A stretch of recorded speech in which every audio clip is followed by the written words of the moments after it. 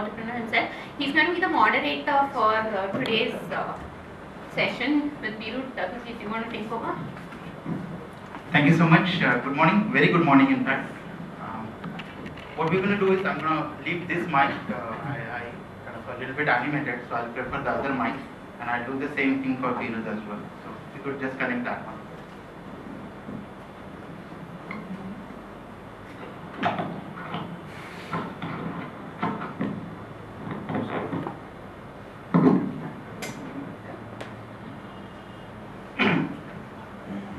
Audible, right?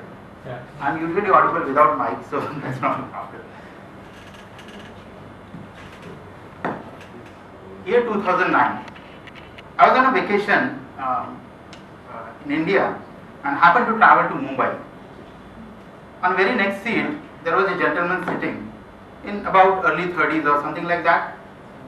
Almost half the journey I was watching or seeing outside the window, and maybe half of the time I read the newspaper. How long you can do that, right? And you have a living, breathing person sitting next to you, and you're ignoring that, right? And you're enjoying something not that enjoyable outside. So I sort of took an initiative and, hello, I'm Abhijit, I'm here, and something about me. People love talking about themselves, right?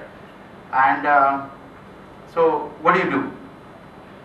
And this young gentleman said, I have my own company,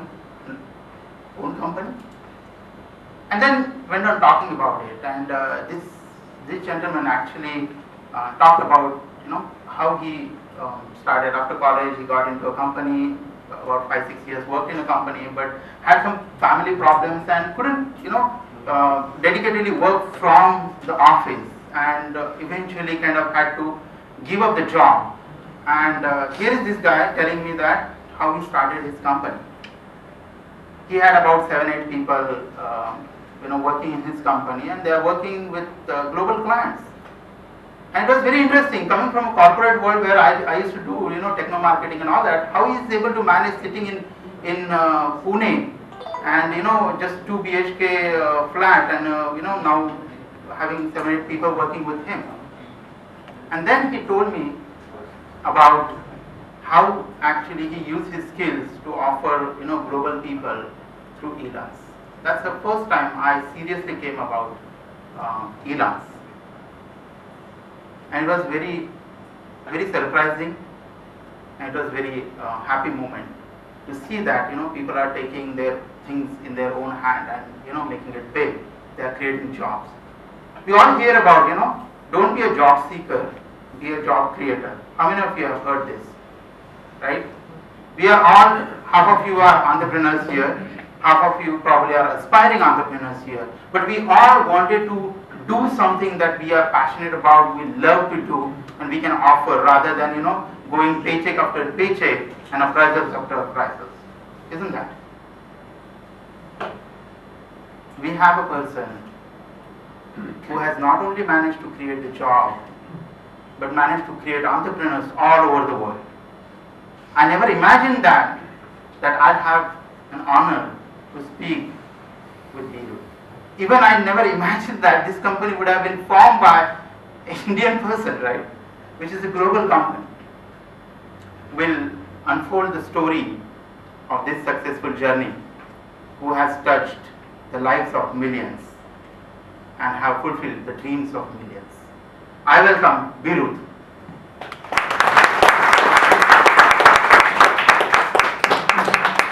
Thanks.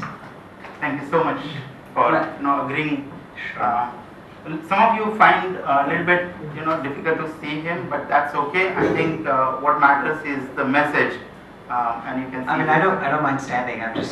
I've sat all the way from Mumbai, so I think it's gonna be great. Is this better? Can you guys see? Okay. Yeah. Okay. I love that. Mind. So what we'll do is it's going to be quite informal, and Dr. Premath has set the tempo very informally without going through the printed material. He has spoken from heart and shared the stories in. So actually, if I can just share, I mean, I think correct. Really fond memories. Thanks, Premath, for inviting me here. Thank you everyone for being here as well. and you know, we were on the hockey team as he mentioned, and he was a much better player than I, and you know, I think he was a team captain as well later and such. So, but you know, I think it just goes to one of the things we'll talk about. But the relationships you form early on in college and school and so on are just, they go a long way. And I think, you know, for me, both at Elance and at Webaroo, whether it's employees I hired, people who invested, funded, supported, backed, and so on. I mean, these alumni networks have been very, very influential, very, very helpful. You know, now certainly IT alumni networks have been even more powerful, but I think it doesn't matter. I think it holds generally, no matter which school you're in. Each one of us have a ton of networks, relationships, and leveraging them and so on, because those bonds and partnerships were way before any commercial considerations came into effect, right? So it's sort of like, if Premnath asks, I mean, I don't even have to think twice, and there's just so much trust and understanding with those relationships. So, you know, happy to be here. Thanks, Premnath. Thanks. So, you know, we have heard a lot of stories about college dropouts, you know, right from Bill Gates to Zuckerberg, and, you know, they have created these global companies and we use these products. But we have opposite spectrum here who has managed to crack IITs and MITs and with great GPAs, and you know, a lot of stories are there that I was, you know, listening to. In fact, you've been, you know, that pranky, a lot of pranks you guys have played. You are the one who had a girlfriend also, if I'm, you know, not jeopardizing the secrecy there. But you know, would love to kind of go back in time about 30 years and just talk a little bit about and connect the dots for us about, you know, the study, the kind of, have you ever imagined being from IIT and the time that you passed there, have you imagined that you will be able to, or, you know, kind of create these global products which will sort of, you know, touch lives of millions of people around the world? Sure. No, I think firstly I did drop out as well. I did drop out from You did? Okay. From the MIT PhD program because I realized I didn't want to continue in academia and I wanted to do something entrepreneurial. So I took my master's and left. But you're right. I think you know, in the college days, I mean, these are very influential, very formative years, and I think with I guess I was blessed with a good academic record, but even with hindsight, I've realized that there's a lot more to education than just, you know, just the grades and the medals and so on. Certainly leadership, networking, you know, being the secretary, organizing things and so on. You just learn so much more. Debating, all the CAC sessions we used to have, as we call them, these are just, you're just debating about random topics intensely and arguing and so on. But a lot of real life, a lot of business is like that, right? Convincing others and so on. I mean, once you're an entrepreneur, you're always selling. Okay. In fact, the entrepreneur never feels like the boss. Yeah, you always feel like at the lowest end, where, you know, you're convincing the employees to join you, to not leave you. You're convincing investors to invest in you, to keep the faith in you. You're convincing a media person to write about you. You're always selling. You're always convincing. You know, you go to customers, convincing them to buy from you. And you just have a dream, you have nothing else, and a vision and so on. So I think in the college years, yeah, I think it was, you know, I think apart from the academics, I think the personal relationships are important. So my then girlfriend is now my wife, so it's all good. But I think even in college, sports is a very, very important part. I think oftentimes in the traditional Indian educational system, it sort of gets underplayed. But teamwork, collaboration, sharing. I mean, you know, like Remy said, we had the coach wasn't there, and then even when you're playing, we used to play these inter-IT competitions. I think one of the years we did get the gold medal, and you know, somebody's injured, somebody's hurt, and you're making up for the other person and say, okay, I got you covered, and I mean all that teamwork, the give and take, the negotiation. You know, somebody gets hurt or something, you go fight for them. You know, you're just fighting for your teammates, for your members. The camaraderie. I think that those are just very instructive lessons. So, but were you kind of that nerdy who would like do bookworm kind of thing, or you kind of use other people? That was at night when no one was watching. No, I think if you talk about a GAD, see, for me, you know, I think all of us have different skills and assets, right? For me, as I was studying and learning and understanding, right, I never had a good memory. Now, as you know, the traditional Indian education system, it depends so much on rote learning. and I had like the worst memory possible. I couldn't remember things, okay, and I don't know why, just the case it is. I always lose debates with my wife. Well, she'll remember all these things from the past, I can never remember. That goes with all the wives. So, maybe that's a different thing, but we won't go there. So I had to develop techniques, even while studying about, okay, so if I can't remember, how do I study? How do I do well? And for me, it was always about sort of reducing the number of things to remember. And what you learn, or what are the techniques I developed for myself, which I think also helped me later on, is you reduce a lot of detail into a few you go back to first principles, and there's always just a few of those, which then evolve into many corollaries and many dependencies. So for me, once you remember a few principles, a few concepts, but really solidly understand them, the variations and all of that,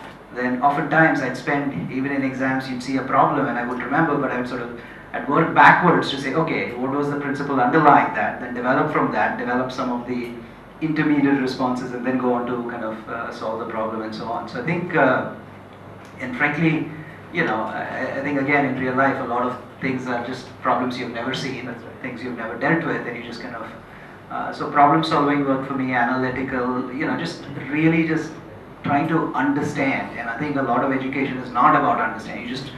You just remember, okay, Newton's laws or this or that, I mean, whatever, we used to study. And I think for me it always was, okay, why? Why is something in a certain way? And if you keep asking a series of whys, ultimately you get to the root of it. Yeah. So I know talked about lobby sort of rivalry that time, chimps and champs kind of thing. And this, when we were actually deciding the name for this event, we had a lot of names like Glance at Elance and a few things. And one of the names was Beerud Sheth. Now, but we dropped that one. But I wanted to actually pick up Sure. the bomb thing, because you had these onion bombs. So these were, I think also again with hindsight, these were like really memorable, fond memories, right? But at that time you get so intense, so passionate, you're fighting. So like Prema mentioned, so in the IT hostel system, you have wings, right? So it's about 12, 15 rooms altogether, and there's sort of stronger relationships. And then you have, of course, this is India, right? So there's like one faction versus one wing versus another wing. And so there was a wing in our hostel. It was a different one from his in H3, and and every wing sort of recruits its own members from the next year, from the freshman year, to join the wing and so on. So there was one wing which was, they had all the sports stars, if you will. So they call themselves champs. And so now of course we were not champs, and our name was actually bizarre. It was Slow and Boars, and I don't understand why, but it was. And so these guys, so everybody would pick fights with them and so on. So one day they kind of, on top of the wing, they wrote like champs in big letters, CHAMPS or something. So I think at night, like 2 a.m. or 3 a.m., everyone was sleeping. And we sort of created a scheme where like two, three guys are keeping a watch. One guy with paint and color and brush sort of went up from the balcony from behind, climbed down and so on, and changed the A to I. Right? So now it's chimps, and then they wake up the next morning. Of course, they're upset and annoyed, and everybody's laughing and sort of back and forth. I think at a different time we'd done it's to play a lot of pranks. Not just simple things like removing cycle tires and so on. That's all standard stuff, but if you take, I don't know if you've tried this, you should at some point. If you take an onion, okay, a big one, and you carve out a hole in the middle, and take one of these firecrackers, right, like an atom bomb, as they call it, and you put it inside, and you put it outside somebody's room, and you explode it. Now, guess what? You get the smell of burnt onion for like days, and there's nothing, no amount of perfume can clear that out. And it's really, if you have an enemy and you really wish ill for them without wanting to hurt somebody, this is a very effective way. So, I mean, there just be things like that, or even, when we had, there used to be these performing arts festivals, and I was always, I'd get the marketing job for all of these, because again, these are like inter-hostel competitions. Everybody had to create it, and then you need to get a lot of people to attend yours. And how do you do that? So even like inside that little campus, you have to do a lot of marketing. So we'd create posters, or we'd create, I think in one scene we had simulated like a hanging, right? Like a person with a rope around his neck hanging up from the top, and it was risky. Some professors were actually very scared. It's like, are you sure it's safe, and so on, and we have to make it. But of course it drives curiosity. What is it? What's it about? And then people want to come and see the show just because there was just some crazy, intriguing thing. So you just, I guess those were early lessons in marketing, getting attention. As a startup, you need to do cheap, inexpensive marketing techniques that get the attention and get focus.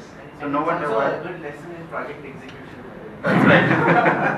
And I think it's got to do with engineering as well. Because I don't know if you know, but MIT has a museum of hacks. That's right. Okay, it has a museum where of all the hacks done by students, and typically every senior year there's a major hack, one major hack. Okay, every year. Right. And that is something which is remarkable, because it's unbelievable how anybody can execute it. In fact, some of these are amazing. You're right. These are legendary stories. But so in a Harvard versus Yale football game, right? Now MIT was all geeks, and they never had the good sports players. Harvard and Yale would have them.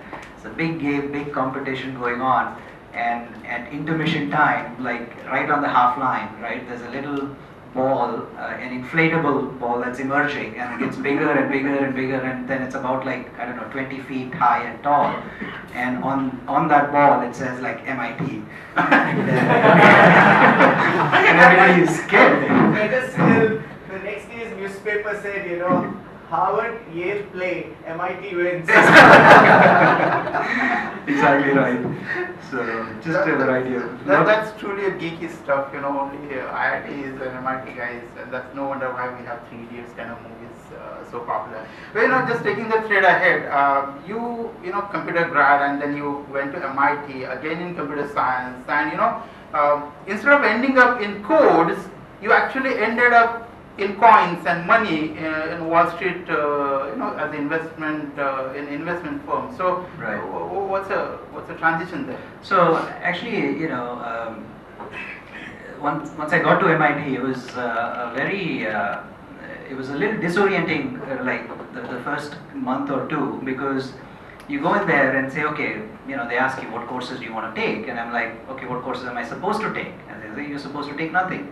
I'm like, wait a minute, right? I've gone through like school, college, IIT, all along we are told, okay, here are the minimum courses, maybe you have one elective or something, and you just do what you have, and whatever whatever course they pick, okay, I'll ace it. And now you come to a point where they say, okay, what do you want to decide? And this is one of the challenges actually with the traditional education system, right? You don't think a lot, you don't question a lot, you don't know, you don't even know what you want to do.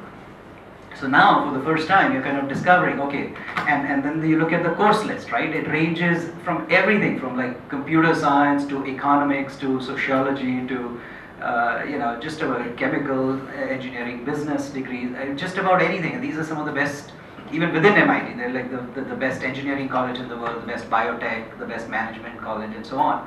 And you're just like, okay, there's so much, right? This wealth of knowledge, what do you do? And I think it really forces you to introspect, to discover. So then you kind of, you audit a few courses, you try them out for the first couple of weeks to 3 weeks, you attend multiple courses and so on. So I think, that really, I think it was disorienting, but it really helped a lot, saying, okay, what am I really interested in? What do I like? What am I passionate about? And that's something that the regular traditional conventional system doesn't develop. So I think in fact I got admitted into distributed computing and parallel processing, but then when I got to the AI lab, they were building these robots and artificial hands, legs, and so on, and I was like, this is fascinating. I mean, I just new frontiers. So I sort of switched very quickly to that, except this was when the Cold War had ended, defense funding was coming down, so then the media lab was doing some AI related stuff, so I created some learning newspapers, personalized newspapers if you will, which automatically learn what you like and everybody gets a personal newspaper. But so I think I also, in addition to that, I was very keen on business. I think this was exactly the phase where I said, okay, I know I'm not going to be able to go through a PhD, because just the interest, the motivation. I mean, I didn't want to be a professor. I wanted to have impact in the real world. To me, that's that's just a personal, subjective choice. But to me, that would be interesting. And so I started taking